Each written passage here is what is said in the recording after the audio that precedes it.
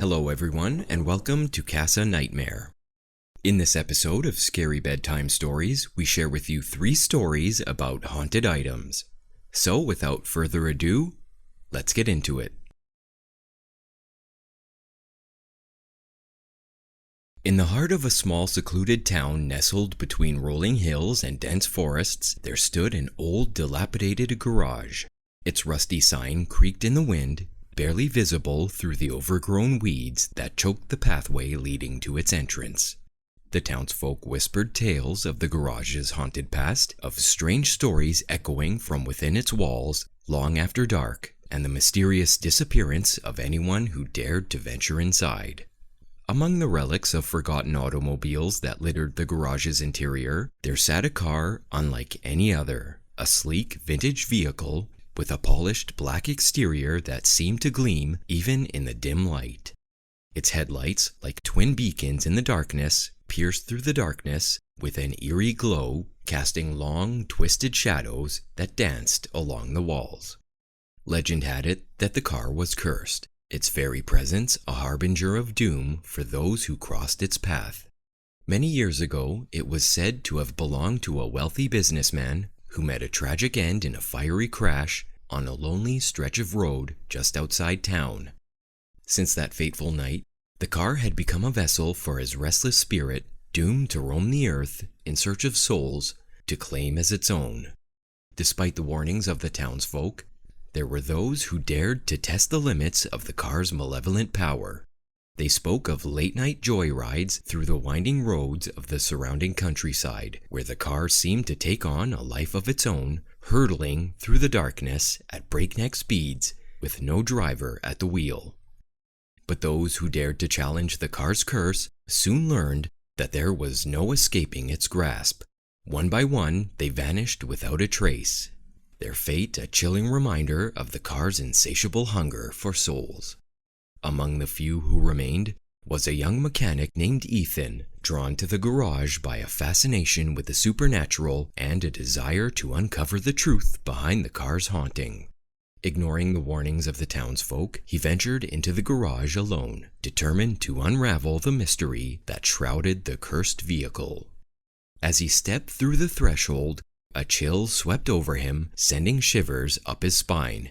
The air was thick with the scent of motor oil and decay, and the faint sound of whispers echoed from the shadows that loomed in every corner. Undeterred, Ethan pressed on, his heart pounding in his chest as he approached the car. Its headlights flickered ominously, casting a sickly glow that seemed to beckon him closer, drawing him inexorably into its grasp.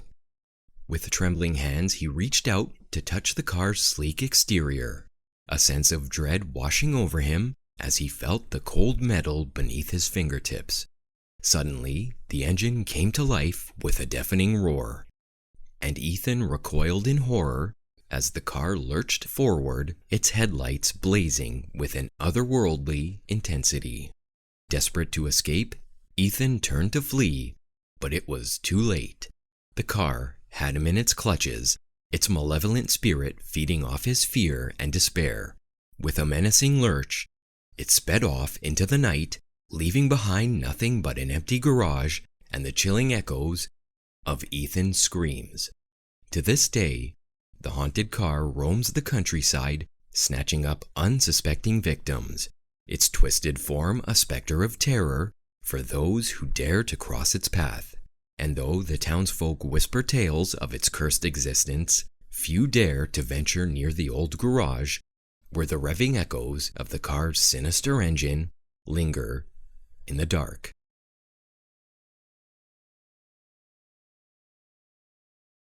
In the dusty corner of an old bookstore, nestled among forgotten tombs and cobweb-covered shelves, lay a book unlike any other. Its leather-bound cover was weathered and worn, its pages yellowed with age. But there was something about it, something that drew the eye of Daniel, a curious bibliophile with a penchant for the macabre. One stormy night, Daniel stumbled upon the book. Intrigued by its eerie aura, he hesitated only momentarily before reaching out and plucking it from its resting place. Little did he know, his life was about to take a terrifying turn. As Daniel delved into the pages of the book, he found himself ensnared in its dark and twisted tales. Each story seemed to come alive before his eyes, transporting him to shadowy realms filled with malevolent spirits and vengeful ghosts. Yet despite the chilling nature of the stories, Daniel couldn't tear himself away. It was as if the book held some strange power over him, compelling him to read on, even as fear gnawed at his insides. Night after night, Daniel found himself haunted by the nightmares of the horrors he had read. Sleep became a torment, and the lines between fiction and reality began to blur. Strange occurrences plagued his waking hours, a flickering light here, a creaking board there, as if the very walls of his home were whispering secrets from the book's pages. Desperate for relief, Daniel sought the help of a local historian, hoping to uncover the origins of the cursed tomb. But the historian's warnings fell on deaf ears as Daniel stubbornly clung to the book, unable to break free from its sinister grip. As weeks turned into months, Daniel's sanity began to fray. He became a shell of his former self, consumed by paranoia and dread. The book seemed to taunt him, its pages mocking his futile attempts to escape its clutches. Finally, in a moment of clarity, Daniel realized that the only way to break free from the book's curse was to rid himself of it once and for all. With trembling hands, he gathered the accursed tomb and ventured into the heart of the forest, determined to banish it from his life forever. With each step, the weight of the book grew heavier, as if fighting to retain its hold over him. But Daniel pressed on, driven by a newfound resolve, and when he reached the edge of a yawning chasm, he cast the book into its depths, watching it as it disappeared into the darkness below. As the echoes of its descent faded into silence, Daniel felt a sense of relief wash over him.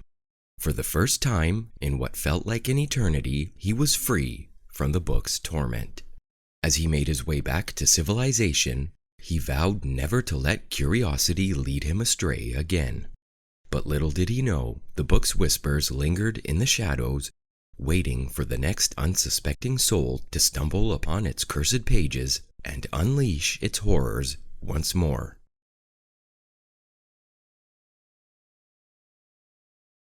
A few days ago, an unsettling letter arrived in my mailbox bearing the familiar handwriting of my girlfriend, Christy. As I unfolded the worn paper, her words sent a shiver down my spine.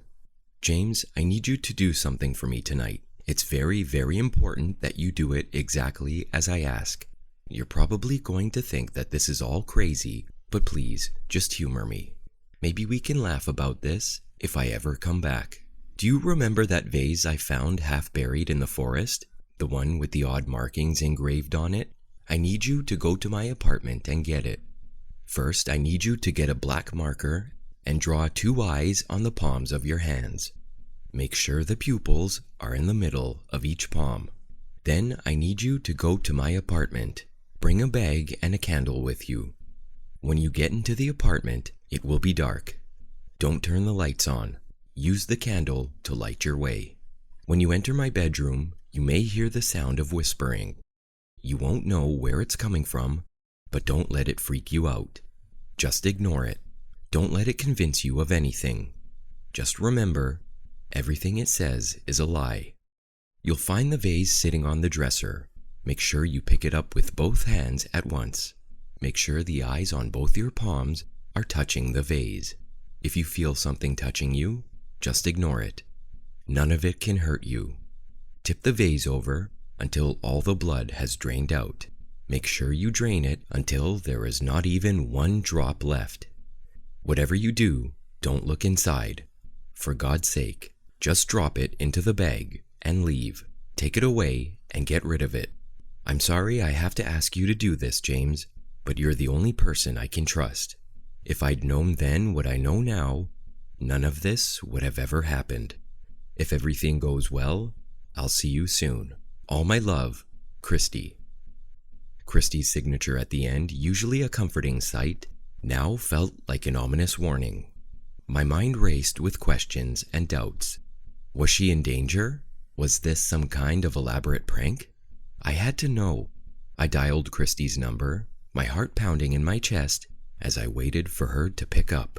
But the ringing went unanswered, and her voicemail greeted me with a hollow tone. As I was about to leave a message, I heard something faint in the background, a muffled plea for help. "Christy?" I called out, my voice strained with worry. "Is that you?" Then the line went dead, leaving me with a sinking feeling in the pit of my stomach. Something wasn't right, and I knew I had to follow Christy's instructions to find out what was happening.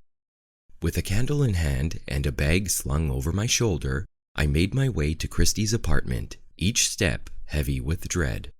The stormy night mirrored the turmoil in my mind as I approached her door and let myself in. Inside, darkness enveloped me like a suffocating cloak, but I resisted the urge to flick the lights on, remembering Christy's warning. Instead, I lit the candle and ventured deeper into the apartment, the flickering flame casting eerie shadows on the walls.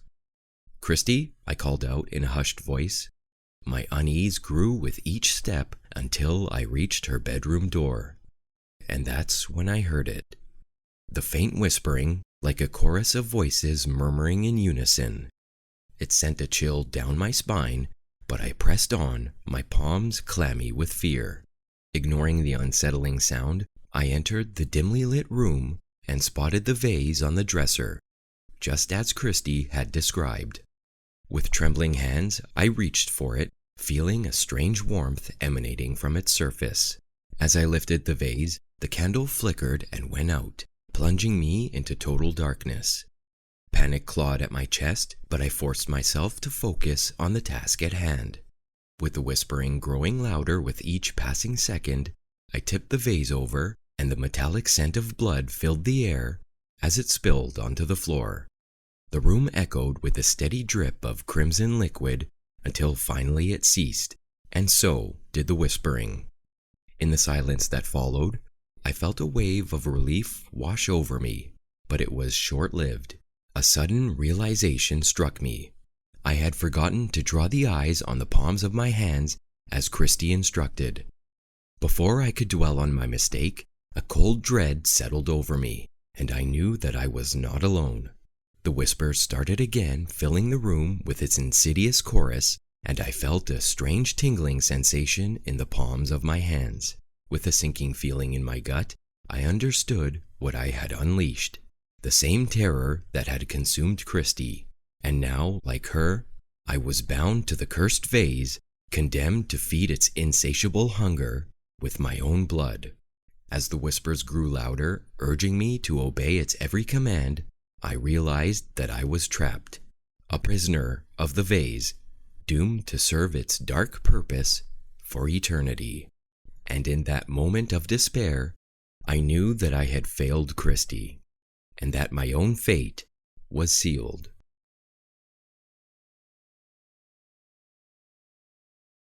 That's all for this episode of Scary Bedtime Stories. I hope you enjoyed, and if so, please like and subscribe, and we'll see you next time.